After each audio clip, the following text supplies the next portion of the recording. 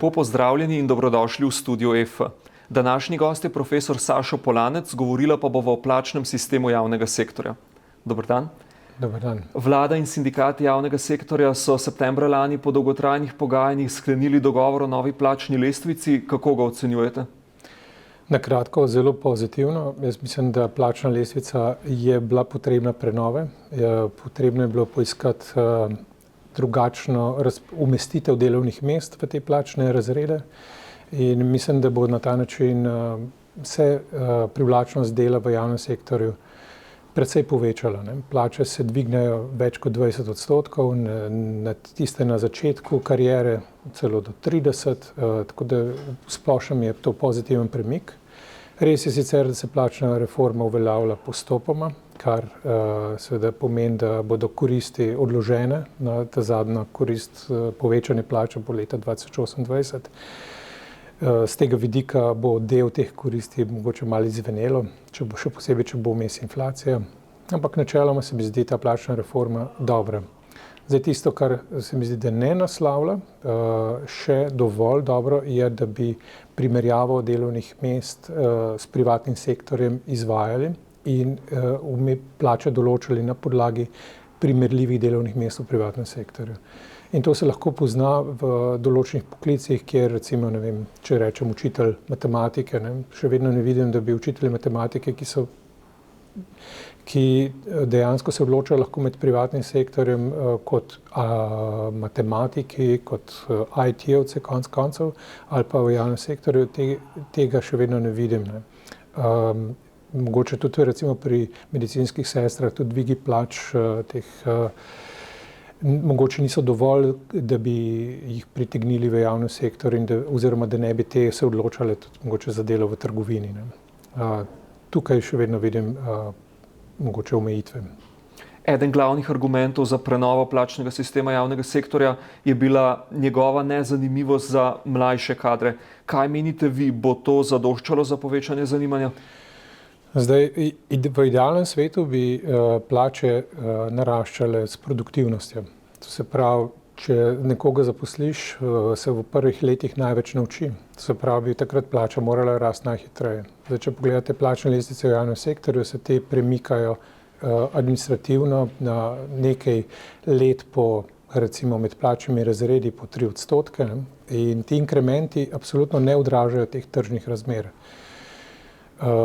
Tudi mislim, da za mlade te začetne plače niso dovolj stimulativne. Mislim, da recimo za kakšne učitelje, če gledate v osnovnih šolah, v srednjih šolah, mislim, da niso dovolj visoke, se pa kasneje postanejo dovolj visoke. In zdaj tisti, ki so pripravljeni na to obljubo višjih plač, pristati, potem se bodo odločili za ta poklic. Je pa problem, da v zgodnjih letih, ko mogoče najbolj potrebujejo denar za nakup stanovanja in tako naprej, pa so plače še vedno relativno nekonkurenčne in žal, še vedno preveč administrativno določene, namesto da bi sledile recimo neki dinamiki produktivnosti. Kaj pa dolgoročna vzdržnost takšnega plačnega sistema, jo je mogoče zagotoviti?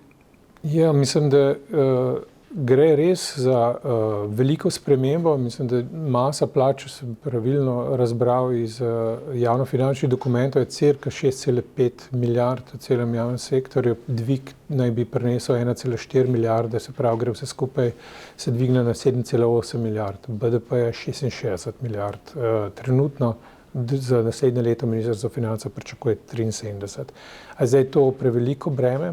Če izračunate relativne deleže, gremo čez 10%, blizu 10,8%, lahko tudi take deleže smo že imeli v preteklosti, se pravi, niso nekaj, kar bi bilo zgodovinsko nevideno, ampak je pa absolutno precej više, kot je zdaj. Zdaj tisto, kar se mi zdi, da bo ublažilo te dvige, je, da gre za postopnost.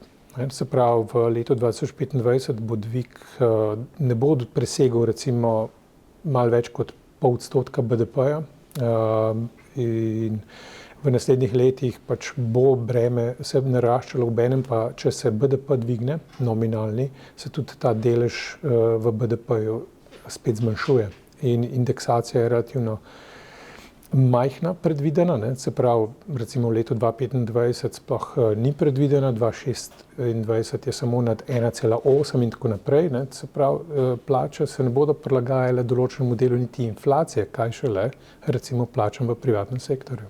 Tako da ni nujno, da bo to breme tako hudo, kot se zdi. Kako pa so se urejanja plač v javnem sektorju lotili v tujini? Lahko izpostavite kak primer dobre prakse? Torej, meni je že nekaj časa všeč singapurski model, ravno zaradi tega sledenja trgu, ravno zaradi tega, ker recimo privatni sektor v Sloveniji predstavlja petino recimo vseh zaposlenih, kar pomeni, da privatni sektor je dominanten zaposlovalec in se mora javni sektor prilagajati temu.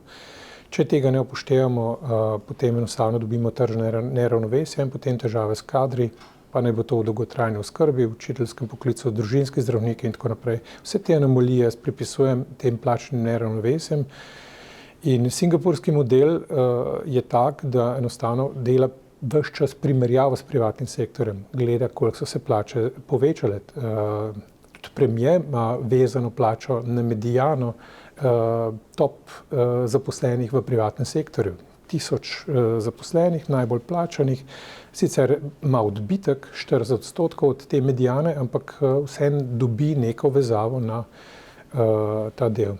Tudi njihov plačni model celo predvideva, da so v javnem sektorju vezani na uspeh, ki je BDP, se pravi rast BDP-ja. Z tega vidika se mi zdi ta sistem še bolj fleksibilen, še bolj, bi rekel, nekaj, kar odraža dejansko produktivnost in na ta način ustrezno nagrajuje kadre. Tako da absolutno bi priporočil ta model. Profesor Polanec, najlepša hvala. Hvala vam. Hvala tudi vam, spoštovani gledalci. Spremljajte nas še naprej.